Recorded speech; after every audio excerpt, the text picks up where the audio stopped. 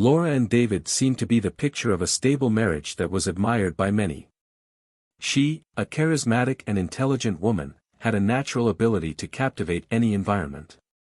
She worked as an events manager at a renowned company, which required her not only elegance, but also an unparalleled ability to deal with people of different profiles.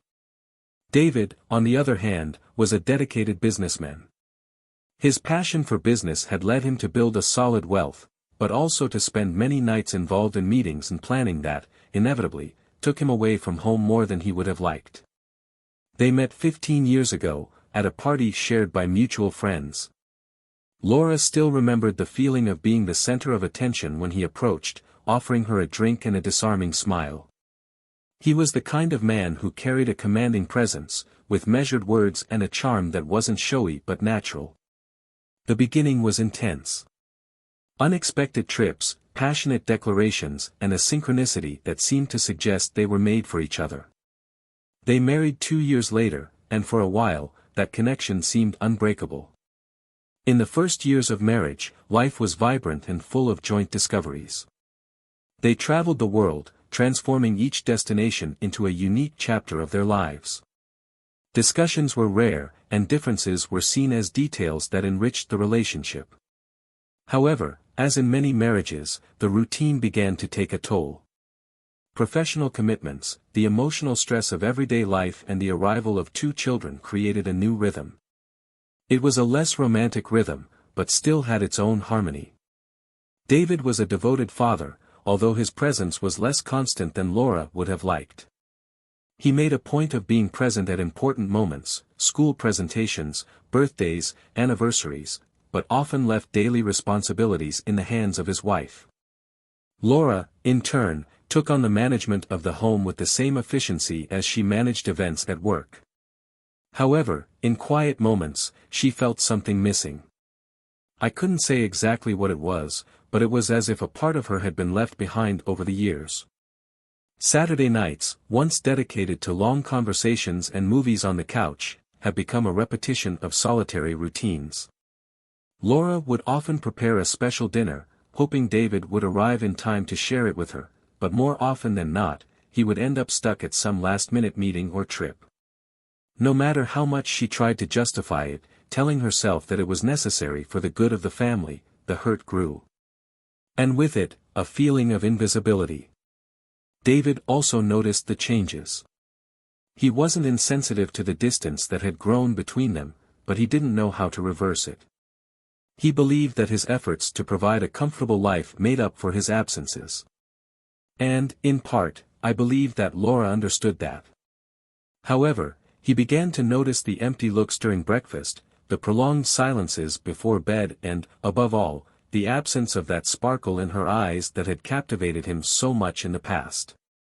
They lived in a spacious, well-decorated house, the result of years of work and planning. For many, it was the home of dreams, with an impeccable garden and a balcony that looked like something out of a magazine. However, within the walls, the atmosphere was colder than anyone could imagine. Dialogues became practical and objective, as if each person was fulfilling a role instead of fully experiencing the relationship. Despite this, there were moments when a spark of hope seemed to emerge. A weekend in the country, a more intimate dinner or an unexpected gift were attempts, conscious or not, to relive what they once had. These moments, however, were rare and usually overshadowed by the routine that quickly swallowed them up. Laura found an outlet in her work. She was excellent at what she did, and it made her feel valued. Each successfully completed event was like a reaffirmation of his competence and importance. She loved the sparkle in the eyes of satisfied customers and the compliments she received from her colleagues. But not even professional achievements were able to completely fill the void he felt. She often wondered if it was possible to balance all the roles she played, mother, wife, professional, without losing herself in the process. David, on the other hand, immersed himself more and more in his career. He didn't just do this out of ambition, but also as a way to avoid dealing with the problems he knew existed at home. He had convinced himself that his absence was a small price to pay for the future he was building for everyone. But on lonely nights, when the reports were replaced by the silence of his office, he also wondered if that really was enough. The dynamic between them was a delicate game of appearances and concessions. They both knew something was wrong, but neither seemed willing to face the truth.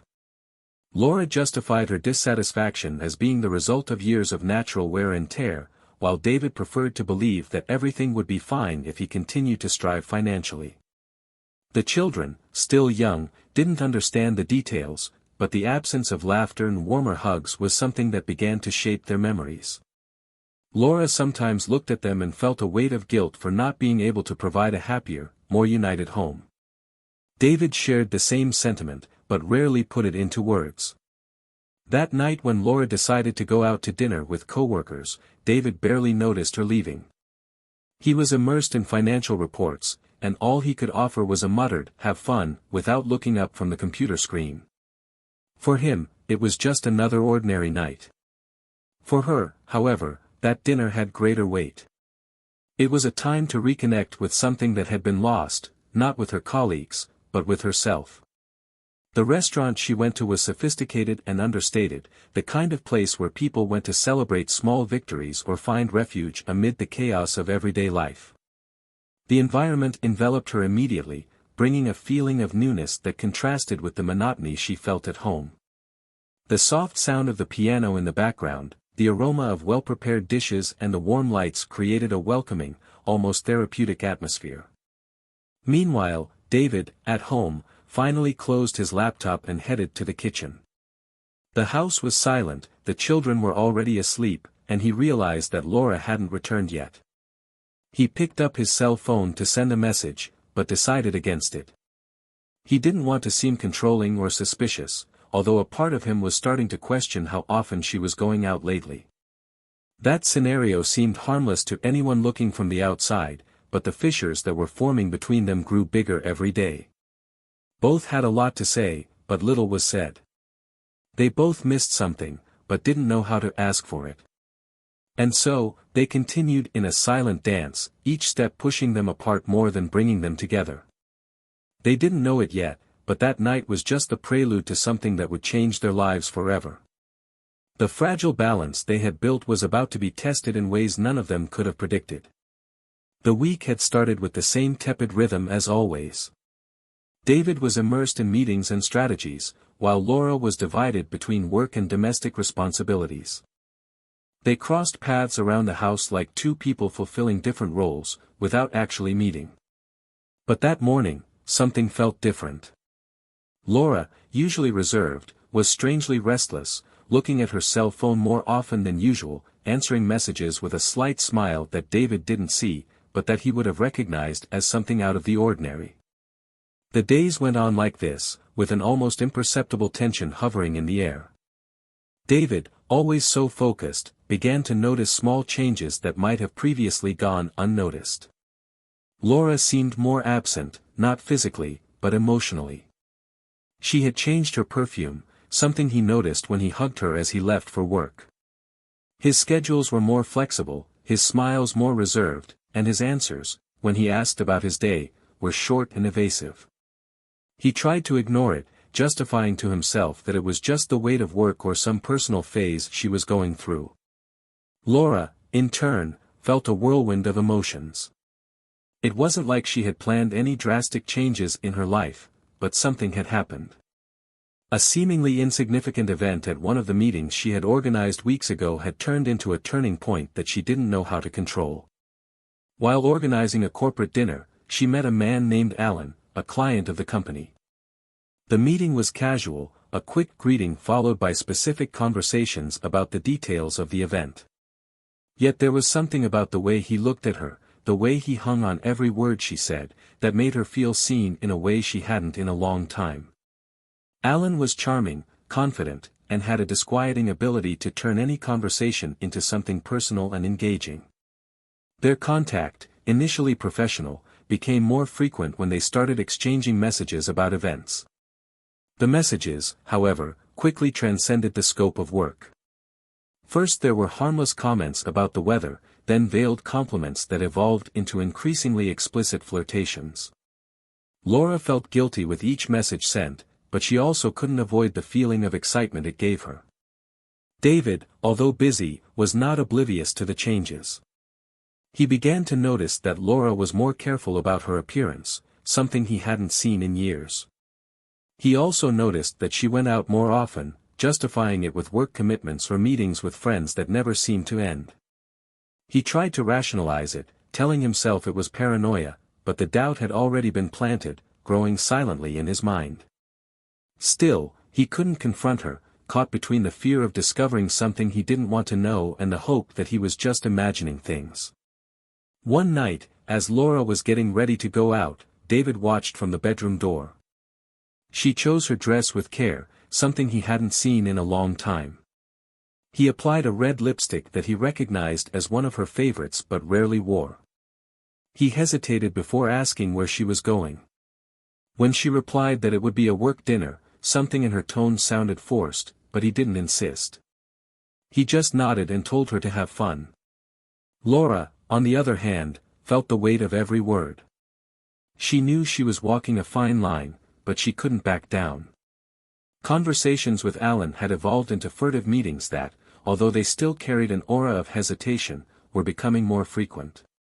He made her laugh, made her feel wanted, and that was something she hadn't experienced with David in years. She knew what she was doing was wrong, but she justified it to herself as a way to escape the monotony that suffocated her.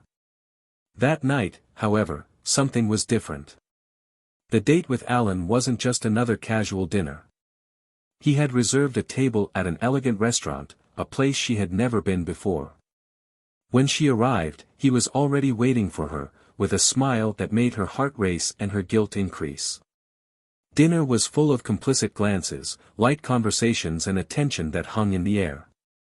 She tried to ignore the weight of her actions, but every gesture, every word exchanged, seemed loaded with a greater meaning. Meanwhile, David was at home, leafing through papers he could barely read. His mind was elsewhere, constantly returning to the image of Laura getting ready before leaving.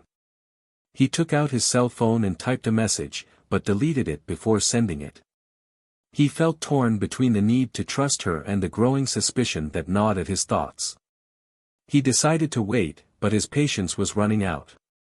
Back at the restaurant, Laura barely noticed the time passing. Alan was charming, and she was carried away by the atmosphere of the place, the sound of the music in the background and the way he made her feel special. But there was a part of her that still hesitated, an inner voice that reminded her of everything that was at stake. She knew that if she crossed the line, there would be no going back. When the night finally ended, Laura left the restaurant feeling a mixture of euphoria and remorse. Alan walked her to the car, holding her hand for a few seconds longer than necessary. They said goodbye with a kiss on the cheek that left a trail of guilt in his heart. As she drove home, she wondered if she was ready to go through with this, if she was willing to risk everything she had built for a fleeting thrill. David was awake when she arrived. He pretended to be focused on a book, but his eyes followed her as she entered the room. Laura tried to act naturally, but there was something about her posture that gave away the tension.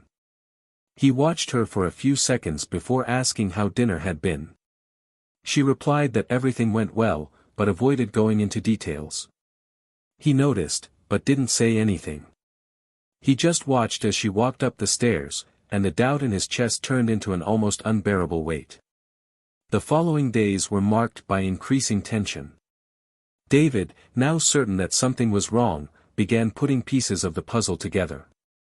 He noticed messages on her cell phone, small changes in her routine that didn't make sense, and the distance between them that seemed to grow larger and larger. He decided he needed answers, but he knew he needed to tread carefully. Laura, in turn, was being consumed by guilt. Every time she looked at David or her children, she felt an ache that reminded her of what was at stake.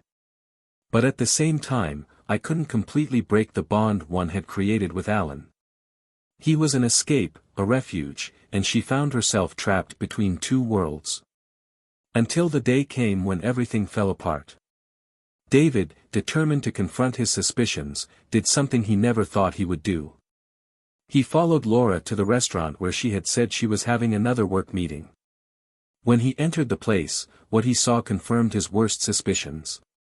Laura was sitting with Alan, laughing and talking in a way he hadn't seen in years. And in that moment, he knew that nothing would be the same as before. David parked the car a few meters from the restaurant, his hands still shaking as he gripped the steering wheel. He had followed Laura, but he didn't know exactly what he would do when he got there. His heart beat as if it wanted to escape his chest, a mixture of anger, pain and anticipation. When he saw her enter, accompanied by Alan, all the pieces of the puzzle fell into place in a brutal way. He felt a suffocating weight, but there was something else he couldn't name, a feeling that this wasn't rock bottom yet. He waited for a few minutes, trying to compose himself, before getting out of the car and walking towards the entrance. Inside the restaurant, Laura was tense. Alan seemed unconcerned, but she felt something was wrong. She looked around, avoiding direct eye contact with him, while stirring the glass of wine without any real intention of drinking. It was as if an internal alarm was ringing, warning her that this was about to explode. When David entered, she felt the air being knocked from her lungs. Their eyes met, and in that instant she knew he knew. David walked to the table without looking away.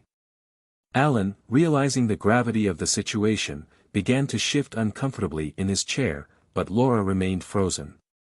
David's voice was low and controlled, but with a force that seemed to cut through the air around him. "So, this is where you come when you say you're in a work meeting? And who is this man? Explain everything to me." Laura tried to respond, but the words didn't come out. His mind was in chaos, trying to find a way to remedy the irreparable. Alan finally stood up, hands raised in a defensive gesture. "Look, I think I better leave, that's not my problem." David let out a dry laugh, full of bitterness. "Ah, but that's your problem. You're sitting with my wife, so why don't you stay and explain what exactly is going on here?" Alan hesitated, but Laura finally managed to find her voice. "David, please, can we talk at home?" Her forced calm only made the situation worse. He shook his head in disbelief and replied. "At home? After everything I've seen? No, Laura, we're going to solve this here and now." The tension at the table was palpable. Alan, realizing that his presence only inflamed the situation, grabbed his coat and started to leave hastily, but David grabbed his arm. "You're not going anywhere. I want to know who you are, what you're doing with my wife and how long this has been going on." His tone was not one of shouting, but one of such raw intensity that it made even the restaurant staff hesitate to approach him. Laura finally stood up, trying to get between the two. "David, please stop, this won't lead to anything. It's not what you think."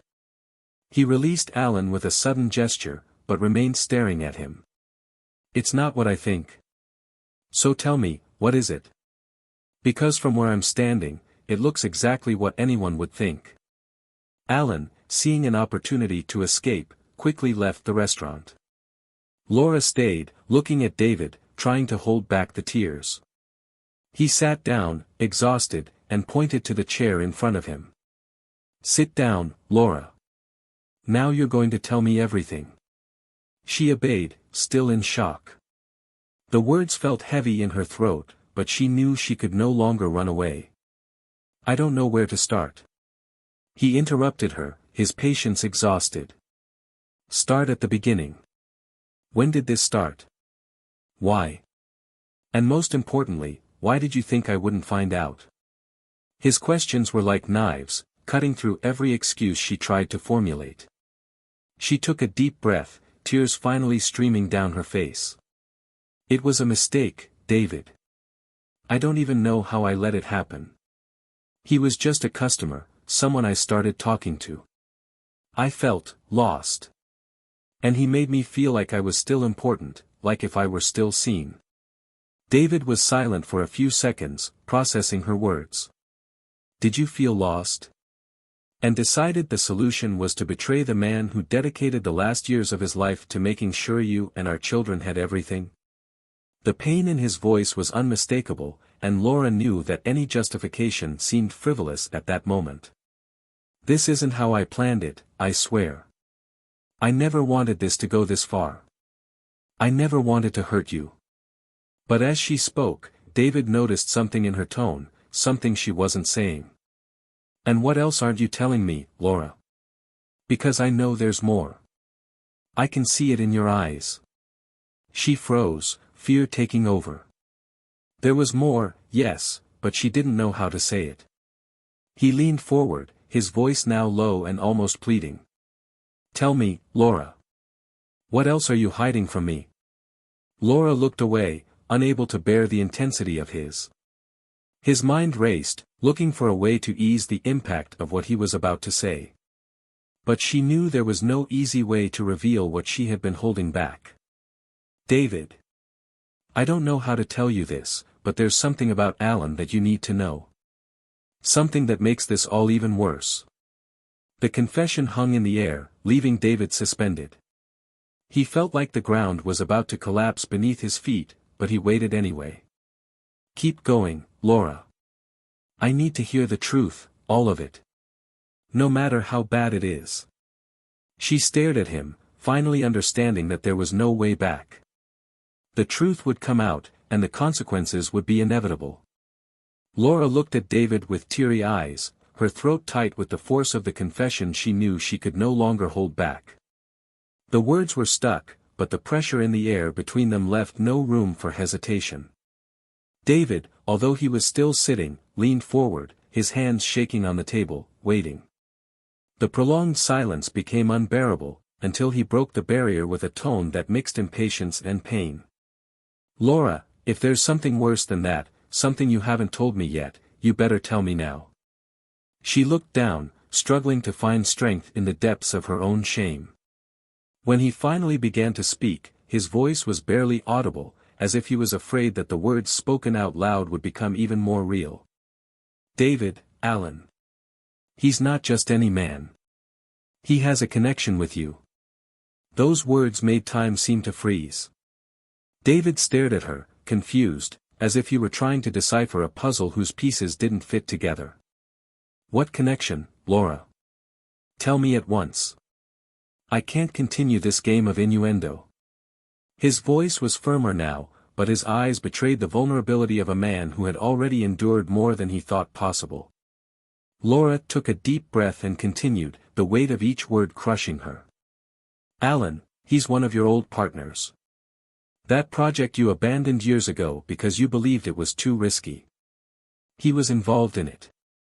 When we started talking, he knew who I was. He knew that I was his wife from the beginning. David recoiled in his chair, as if he had been punched. His mind raced to put the pieces together, but every detail only magnified the magnitude of the betrayal. So, he approached you on purpose. Was that some kind of plan of his? Or worse, he did it to get back at me. Laura couldn't respond immediately, her face now covered by her hands. I don't know. He never admitted anything directly, but there were times. Things he said. I think so, David. He knew exactly what he was doing. The confession rang through the air like thunder, each revelation more destructive than the last. David stood up abruptly, the sound of the chair scraping echoing through the restaurant. He paced back and forth, trying to control the fury and humiliation that consumed him.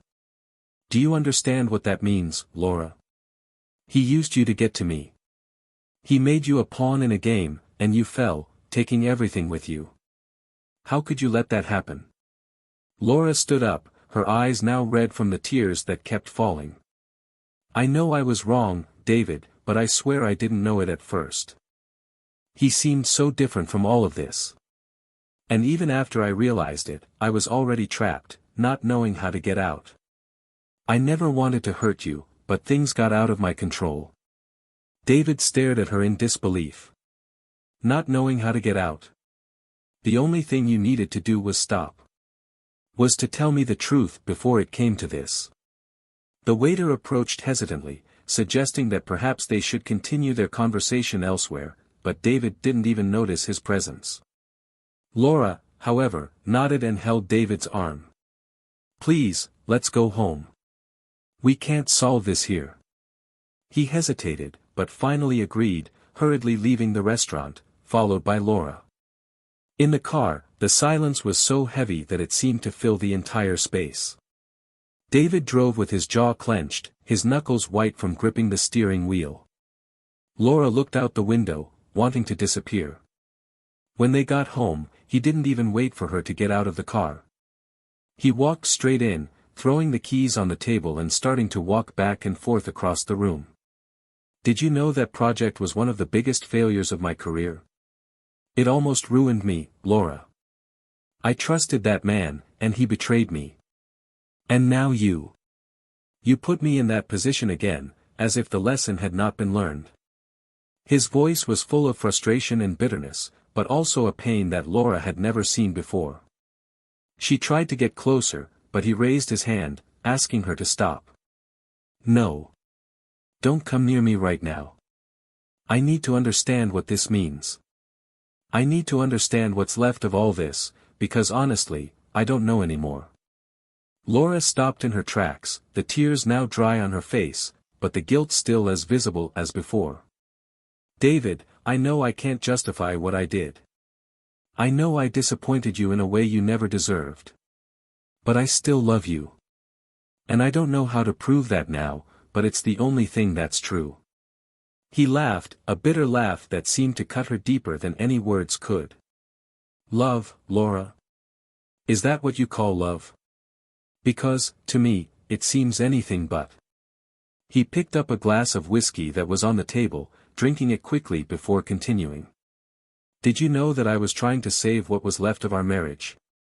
Did you know that, despite everything, I still believed that we could meet again? And now? Now I don't even know if I want to try. Laura lowered her head, feeling small and helpless. David, I want to try. I know I lost you, but if there's still a chance, any chance, I'll do everything I can to make this right.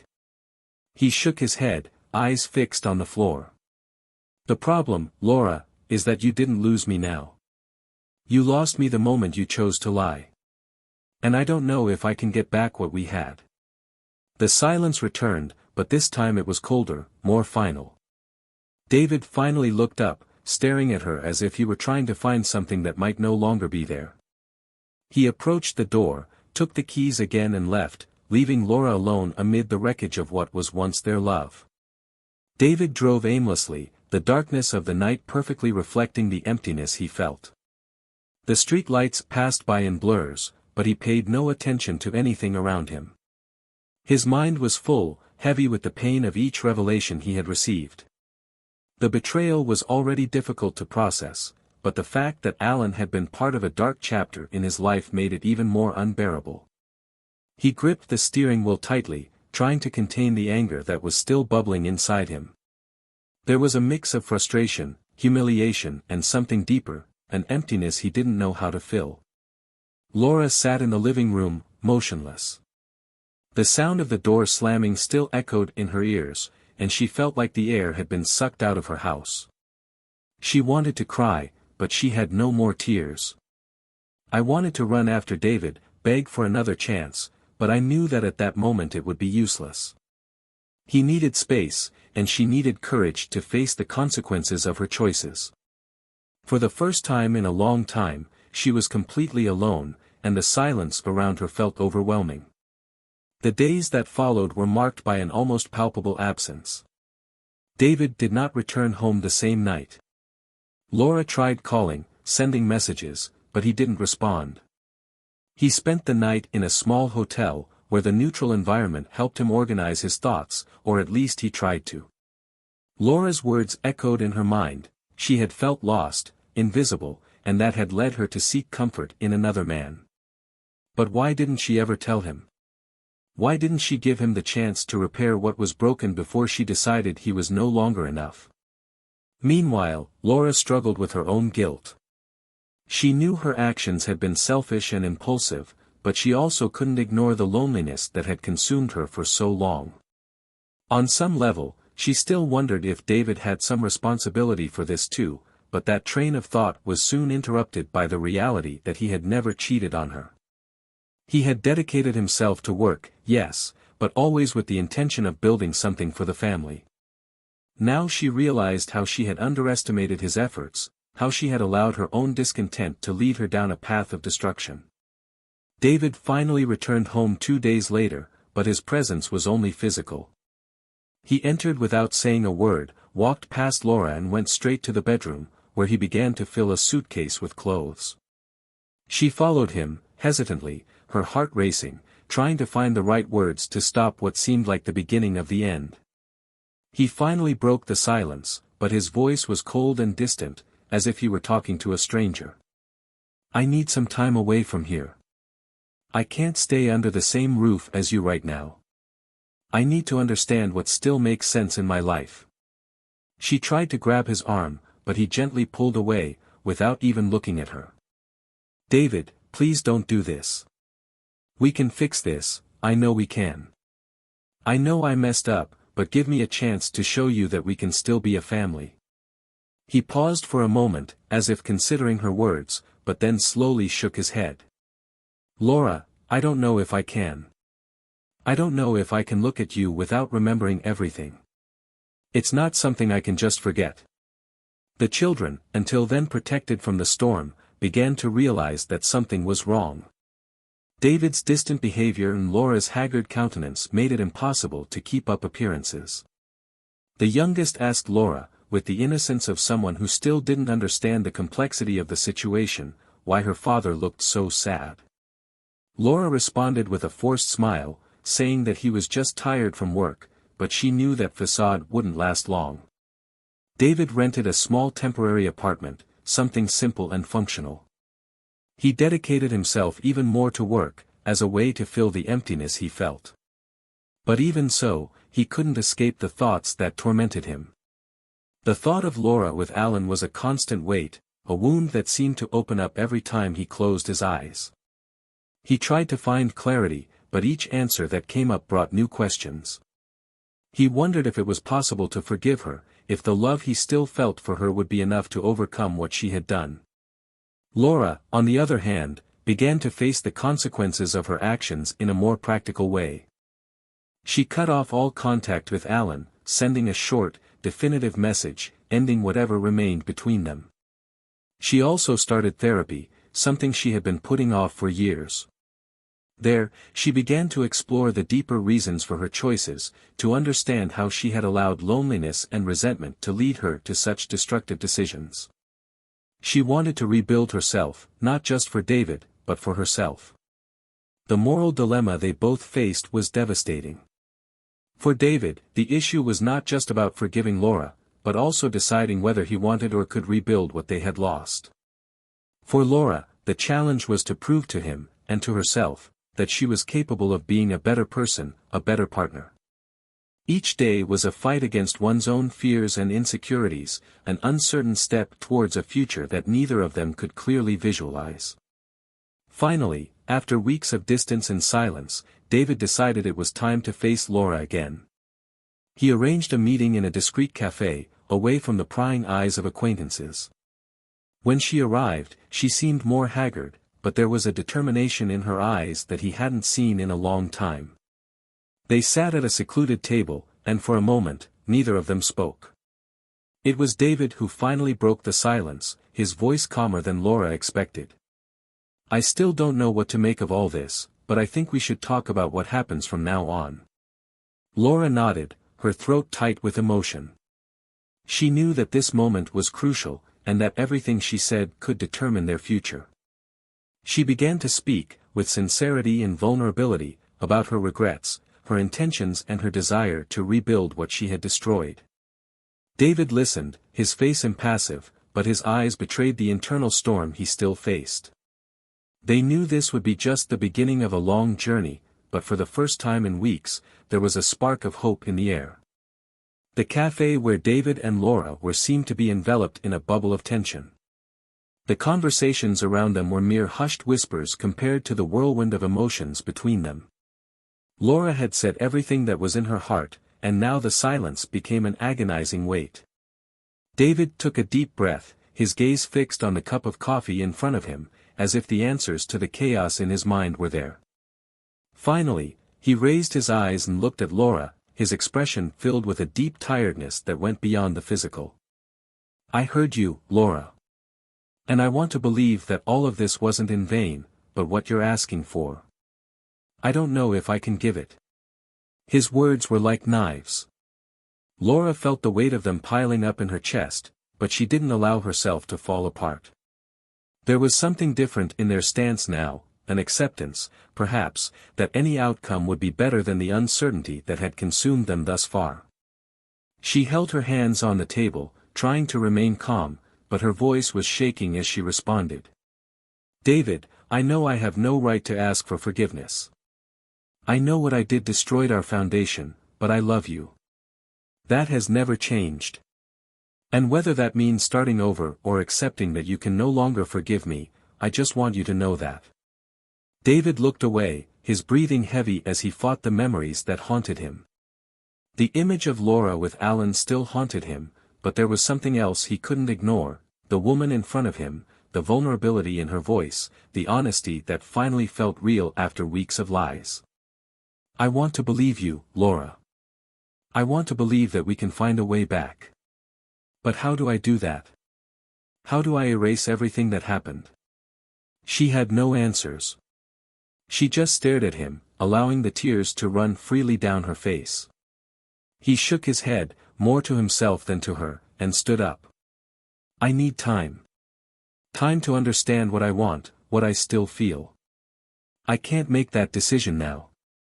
He left money on the table for coffee and left, leaving Laura there, alone, staring into space where he had been. The months that followed were like an emotional minefield. David returned to live in the temporary house, avoiding any contact with Laura other than essentials. She, in turn, focused on rebuilding her life. He continued therapy, dedicated himself even more to his children and decided it was time to face things head-on. She cut all the ties that could still link her to Alan, ending that part of her life once and for all. She didn't know if she could win David back, but she knew she needed to become a better person regardless. David, on the other hand, delved into his own journey of self-discovery. He started attending a support group for people who have faced betrayal in their relationships, something that initially felt uncomfortable but soon became an outlet. He discovered he was not alone, that others had faced similar pain and, in some cases, even worse. It didn't make what he felt any less intense, but it gave him a perspective he didn't have before. Little by little, he began to realize that his resentment was consuming him in an unhealthy way. He felt that regardless of whether he forgave Laura or not, he needed to leave his anger behind if he wanted to find peace.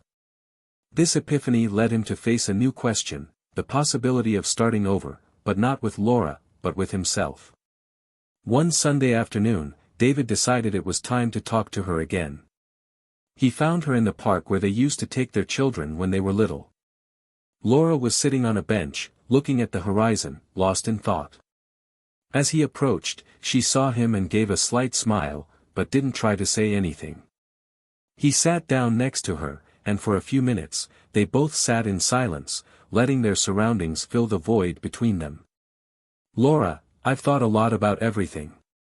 About us, about what happened, about who we are now." David's voice was calm, but carried with a gravity that made her heart race. "I realize that despite everything, there are things that will never change. We share a life, children, memories. But that doesn't mean we can go back to the way we were. I don't know if it's fair to pretend we can." Laura closed her eyes, absorbing the impact of his words. She knew this moment might come, but that didn't make it any easier to hear. "I understand, David. And if that's your decision, I accept it. I just want you to know that I'm truly sorry for everything. I'm sorry for hurting you, for destroying what we had. I'll never stop being sorry." He nodded, looking straight ahead. "I believe in you. And as hard as it has been, I also realize that I need to move on. Not out of anger, but because I know we need something different right now. You too deserve to find a path that makes you happy, but without carrying the weight of what happened between us." They stood together, the weight of the moment slowing each movement. David extended his hand, and Laura took it, a final gesture of goodbye and respect for what they had shared. They knew that this would be their last conversation as husband and wife, but also the beginning of something new for both of them. Months later, David found a new companion, someone who made him smile again. He still carried the scars of what he had experienced, but they became part of who he was, no longer a burden that held him back. Laura, in turn, rediscovered her strength. She continued her life with her children, with friends, rebuilding her identity outside of marriage. Both went their separate ways, but with the certainty that they had done the best they could under the circumstances. And so this story ends, showing that betrayals leave deep marks, but also open doors to growth, redemption, and change. Now, we want to know, what did you think of this story? Leave your comment below and share your opinion. Don't forget to subscribe to the channel for more impactful stories like this. And remember, the channel does not support any type of betrayal. Until next time.